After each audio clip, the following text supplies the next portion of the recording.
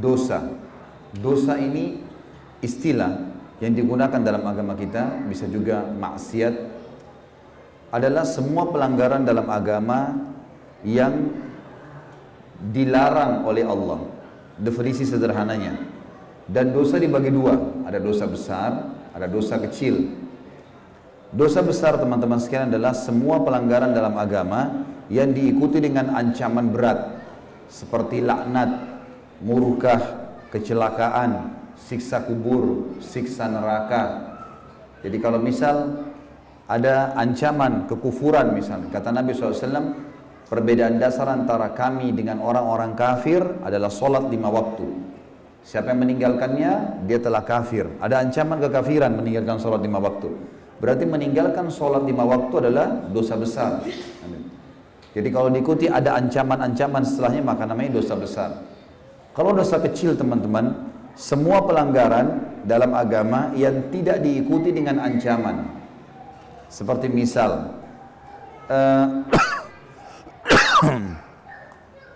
Nabi SAW mengatakan siapapun yang menurunkan pandangannya dari yang haram, misal ada lawan jenis lewat, diturunkan pandangannya, dia nggak mau lihat, maka Allah akan tanamkan di dalam hatinya keimanan sampai hari kiamat. Ini kata ulama mengatakan memandang lawan jenis dosa, tapi dosa kecil. Tetap dosa, berat memang sebenarnya. Nanti akan kita jelaskan efeknya ya. Tapi karena tidak ada ancaman bersamanya, berarti dia masuk dosa kecil. Tapi kalau ada ancaman, berarti dosa besar. Makanya Imam Az-Zahabi rahimahullah menyusun dalam buku beliau namanya Al-Kabair, dosa-dosa besar. Ini kalau teman-teman ikuti di YouTube sudah lengkap 106 dosa besar, saya bahas panjang lebar semuanya, dari syirik, durhaka kepada orang tua, riba, dusta dan segala macam ini, itu adalah semua dosa besar ya. Karena semua ini diikuti dengan ancaman-ancaman, tapi dosa kecil yang tidak diikuti dengan ancaman. Kalau teman-teman bisa mengontrol diri tidak melakukan dosa-dosa besar, maka secara otomatis dosa-dosa kecil yang kita lakukan dalam keseharian dimaafkan oleh Allah dengan ibadah-ibadah yang kita lakukan. Misal kita lihat firman Allah dalam surah An-Nisa, surah nomor 4 ayat 31. Allah berfirman, A'udzubillahi minasyaitonirrajim, in tajtanibu kaba'ira ma tunhauna anhu nukaffir ankum sayyiatikum wa nudkhilkum mudkhalan karima. Dan kalau kalian semua menjauhi dosa-dosa besar yang diantara dosa-dosa dilarang kalian mengerjakannya, niscaya kami akan menghapus kesalahan-kesalahan kalian, dosa-dosa kecil kalian, dan kami masukkan kalian ke dalam tempat yang mulia, surga. Dalam surah Asy-Syura, ayat surah nomor 42 ayat 37, Allah Subhanahu wa taala berfirman juga, A'udzubillahi minasyaitonirrajim, walladzina yajtanibuna kaba'iral itsmi wal fawahisha wa idza ma ghadibuhum yakfirun. Dan orang-orang yang menjauhi dosa-dosa besar dari perbuatan-perbuatan keji, dan apabila mereka marah, mereka memaafkan. Juga dalam surah lain, surah An-Najm, surah nomor 53 ayat 32, Allah juga menyebutkan masalah itu. A'udzubillahi minasyaitonirrajim, alladzina yajtanibuna kaba'iral itsmi wal fawahisha illa lamam inna rabbaka wasi'ul maghfirah wa a'lamu bikum in idh ansha'akum minal ardi wa idh antum ajinnatun fi butuni ummahatikum fala tuzakku anfusakum huwa a'lamu biman ittaqa. Orang-orang yang menjauhi dosa-dosa besar, syirik, durhaka kepada orang tua, riba, zina, semua dijauhi, judi, ya, memamerkan aurat dan seterusnya, maka semua dosa-dosa kecil kalian akan kami maafkan. Sesungguhnya Tuhan kalian maha luas ampunannya, dan Dia telah mengetahui tentang keadaan kalian ketika kalian masih di dalam perut ibu kalian. Dan janganlah kalian mengatakan diri kalian suci, karena Dia lebih tahu tentang siapa orang yang bertakwa. Tentu teman-teman sekalian, apa yang saya sampaikan sekarang belum selesai. Jangan dianggap, oh kalau gitu dosa kecil kita lakukan saja. Jangan. Kita sedang menjelaskan dulu tentang pembagian dosa besar dan kecil. Bedanya hanya dosa besar ada ancaman, dosa kecil nggak ada ancaman. Dan dosa-dosa besar kalau dijauhi, dosa kecilnya bisa dimaafkan sama Allah. Baru sampai sebatas itu. Kita akan bahas lebih dalam teman-teman. Dosa besar, kalau kita lakukan dosa besar harus taubat nasuha. Kalau dosa kecil tidak taubat pun dengan amal-amal soleh bisa dimaafkan. Disebutkan oleh Imam Nawawi rahimahullah dalam buku beliau Riyadhus Shalihin, beliau menjelaskan tentang bab taubat.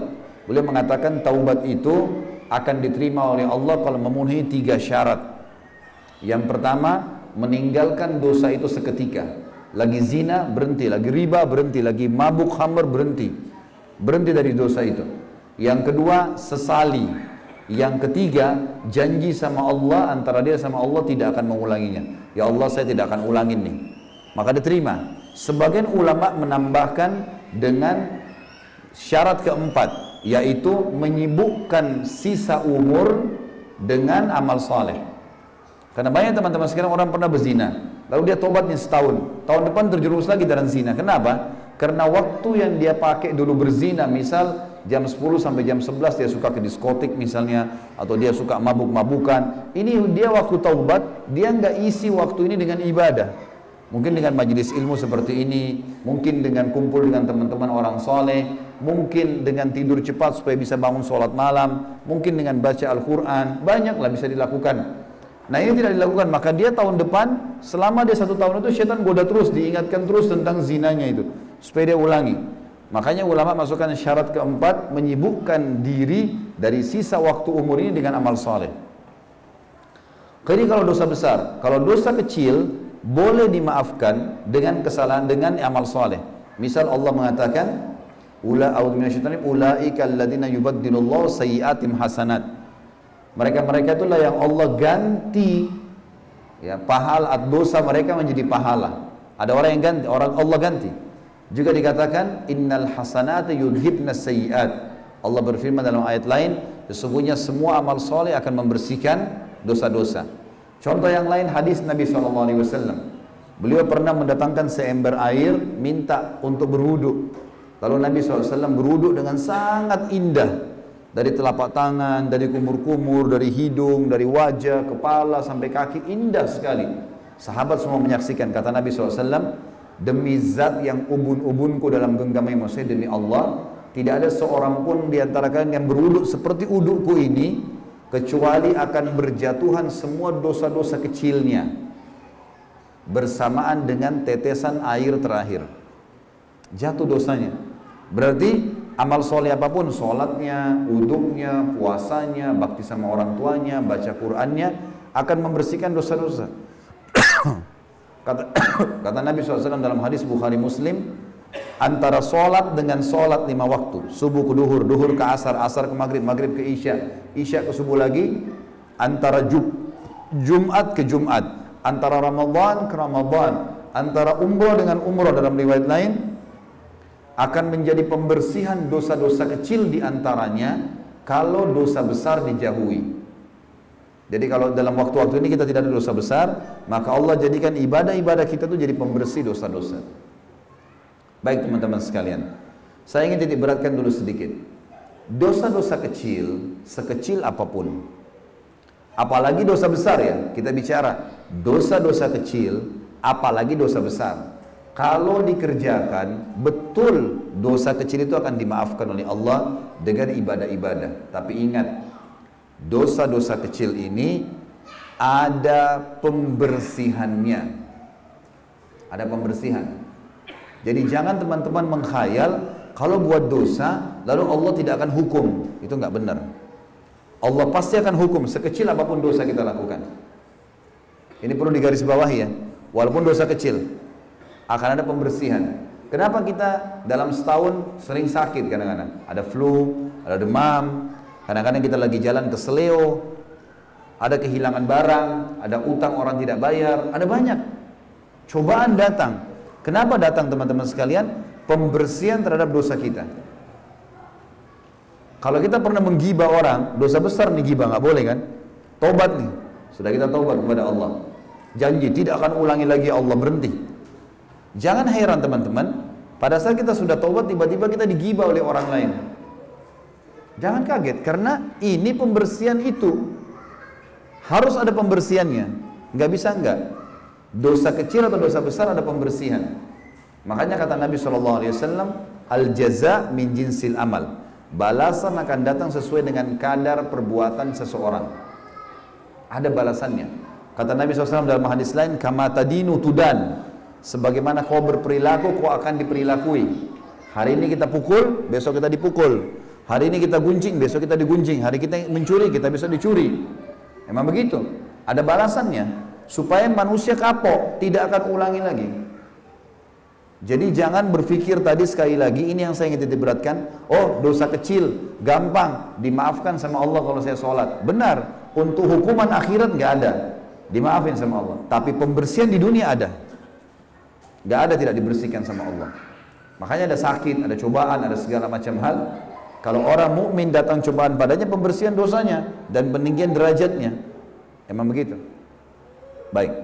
Bagi teman-teman yang masih berpikir berbuat dosa, misal, nggak apa-apa deh saya pacaran misalnya, nggak apa-apa deh saya minum khamar, saya juga sholat, nggak apa-apa deh saya begini, nggak apa-apa deh saya begitu. Perhatikan efek buruknya dosa. Yang pertama teman-teman sekalian, kalau seseorang berbuat dosa, hidupnya akan sempit, sumpek.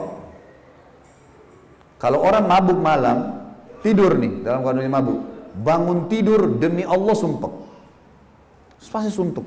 Nggak ada orang bangun gembira habis mabuk tadi malam, nggak ada. Orang habis berzina pasti nyesel, walaupun orang non muslim tuh.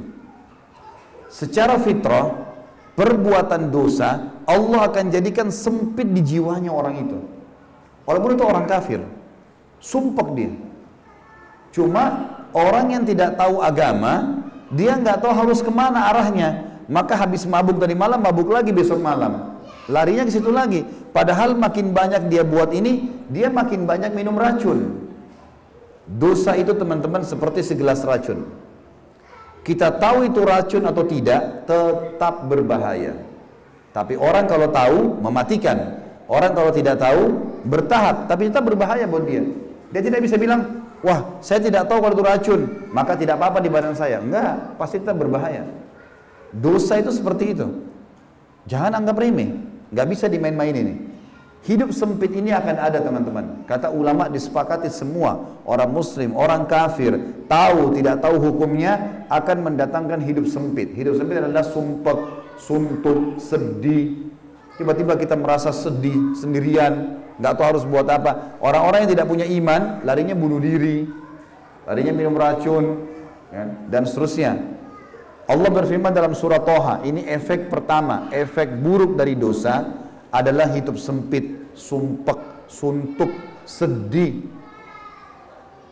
gangguan yang terjadi dengan kerabat, pendamping, ya.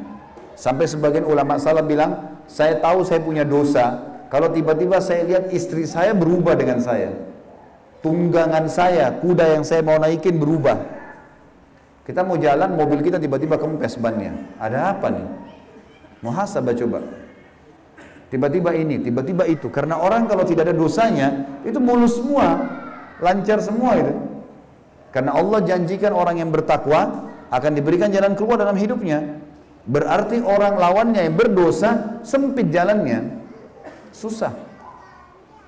Allah berfirman dalam surah Toha, surah nomor 20 ayat 124. Teman-teman yang pegang Quran dibuka ya. A'udzubillahi minasyaitonirrajim. Wa man a'rada 'an dzikri fa inna lahu ma'isyatan dankan wa nahsyuruhu yaumal qiyamati a'ma. Dan barang siapa yang berpaling dari peringatanku, kata Allah, sengaja berbuat dosa, maka sungguhnya baginya penghidupan yang sempit, sumpek, sedih, suntuk gitu. Dan kami akan menghimpunnya pada hari kiamat kalau tidak sempat taubat dalam keadaan buta, tidak melihat. Yang kedua teman-teman, orang yang berbuat dosa dipastikan oleh Allah kalau dia tetap ngotot dalam kesalahannya. Kalau dia tahu itu salah, dia segera bertobat, itu bagus. Tapi kalau dia tidak tahu itu dosa atau dia tidak mau tahu, tetap aja berbuat dosa, maka akan menjadi penyebab kesesatan dan jauh dari petunjuk. Dia makin jauh dari keimanan, jadi nggak bisa khusyuk sholat. Teman-teman di sini maaf yang hadir, kalau masih sholat tidak bisa khusyuk, berusaha nggak bisa khusyuk, coba istighfar kepada Allah. Ada dosa yang mengganjal tuh. Kalau dosa kita sudah dibersihkan teman-teman, kita akan khusyuk sholat. Kita akan tersentuh kalau baca Quran. Nangis nanti itu. Kalau itu belum terjadi berarti masih ada dosa yang mengganjal. Coba istighfar, terus taubat kepada Allah. Karena masih ada yang dia ganjal. Allah berfirman, Allah yang maha kaya telah berfirman dalam surah Al-Ahzab, surah nomor 33 ayat 36. A'udzu billahi minasyaitonir rajim. Wa ma kana lil mu'minin wala mu'minatin idza qada Allah wa rasuluhu amran an yakuna lahumul khiyaratu min amrihim wa may ya'sillaha wa rasulahu faqad dhalla dhalalan mubina. Tidak patut, kata Allah, laki-laki yang mengaku beriman dan perempuan yang mengaku beriman apabila Allah dan Rasulnya telah menetapkan satu keputusan, jangan buat dosa, buat ketaatan, mereka masih punya pilihan lain, mereka masih tetap mau melanggar, nggak mau patuh gitu.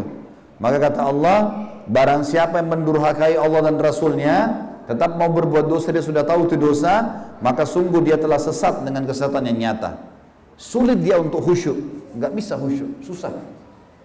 Teman-teman kalau banyak, coba 1 minggu istighfar kepada Allah. Tutup kuping, jangan dengar musik kecuali Al-Quran.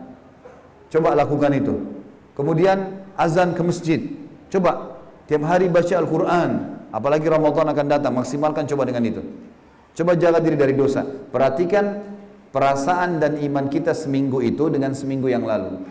Jauh sekali. Apalagi sebulan, apalagi setahun. Makin sering kita kentalkan hubungan kita dengan Allah, maka makin kental sekali perasaan itu. Besok teman-teman saya sarankan hadir. Acara kita besok indahnya menjalin hubungan dengan Sang Pencipta. Saya akan banyak sebutkan kisah orang-orang soleh. Bagaimana mereka pada saat sudah sampai pada tingkat kehusyuan itu. Nyaman hidupnya. Di mana-mana dia akan selalu nyaman. Tentram. Mudah untuk tersentuh, mudah untuk bersyukur dan seterusnya. Yang ketiga teman-teman sekalian, efek daripada dosa. Selain tadi yang kedua sesat, akan Allah dampingkan padanya syaitan. Jadi orang ini nanti akan ada syaitan di sebelahnya yang selalu menemani dia. Allah jadikan itu sengaja. Karena orang ini suka berbuat dosa. Jadi kalau ada orang dari diskotik ke diskotik, dari mabuk ke mabuk, dari zina ke zina, gonta-ganti itu aja program hidupnya, Allah akan dampingkan dia dengan syaitan. Syaitan itu jadi temannya terus. Jadi makin sesat dia, makin jauh. Kecuali dia sendiri segera taubat, berhenti, baru Allah cabut. Allah berfirman dalam surah Az-Zukhruf, surah nomor 43 ayat 36. A'udzu billahi minasyaitonir rajim. Wa may ya'shu an dzikrir rahmani nuqayyid lahu syaitanan fahuwa lahu qarin.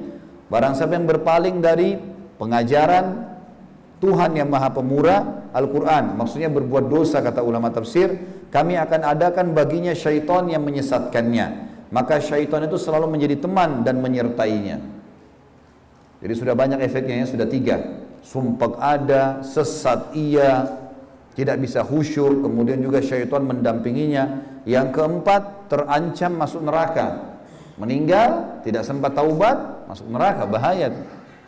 Allah berfirman dalam surah An-Nisa, Allah yang maha keras siksaannya berfirman, surah An-Nisa, surah nomor 4 ayat 14. A'udzu billahi minasyaitonir rajim. Wa may ya'sillaha wa rasulahu wa yata'adda hududahu yudkhilhu naran khalidan fiha wa lahu 'adzabun muhin.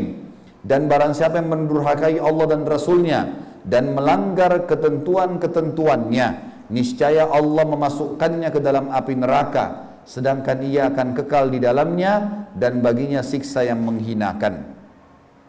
Juga teman-teman dalam surah Jin, surah nomor 72 ayat 23 Allah berfirman, A'udzu billahi minasyaitonir rajim, illa balagan minallahi wa risalati wa may ya'sillaha wa rasulahu fa inna lahu nara jahannam khalidina fiha abada.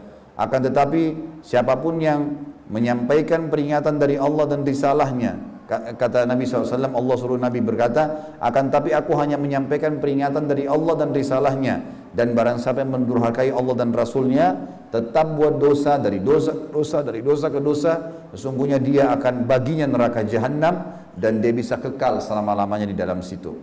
Dari dosa teman-teman sekalian itu, Allah sudah buat begini, semua dosa itu sebenarnya dibenci sama Allah, diberikan ancaman yang berat. zina lah, riba lah, fitnah lah, ngambil barang orang, mencuri lah, mabuk lah. Ini semua dosa-dosa teman-teman, Allah benci. Allah timpahkan padanya siksaan. Ya, diancam. Dan dibuat juga oleh Allah, manusia tidak suka. Kalau ada orang hidup di tengah-tengah kita suka durhaka sama orang tuanya, bantah-bantah ibu sama ayahnya, suka fitnah, suka ghibah, suka mencuri, suka berzina, suka ganggu istri orang, suami orang, ini semua dibenci oleh manusia. Secara alami, Allah benci, hukumannya berat, dan juga dibenci oleh manusia. Semua ketaatan, jujur, amanah, tanggung jawab, bakti sama orang tua, semua yang baik-baik, sholat, semua ini teman-teman disuka sama Allah, diberikan pahala yang besar, dan juga disuka oleh manusia. Gak ada orang yang rajin ke masjid sholat, orang suka bantu orang susah, senyum kalau ketemu sama muslim, bakti sama orang tua, lalu dibenci sama orang, gak ada. Semua orang suka dia. Maka kita secara alami kalau patuh sama Allah menjadi orang yang baik. Buruk, maksiat sama Allah jadi buruk. Harus difahamin poin ini teman-teman.